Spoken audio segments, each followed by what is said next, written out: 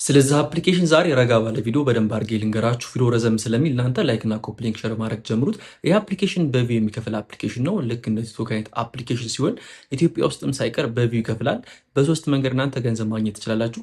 የመጀመሪያው በቪው ነው። በቪው 1000 ቪው 0.15 ዶላር ይከፍላል በ1000 ቪው ማለት ነው።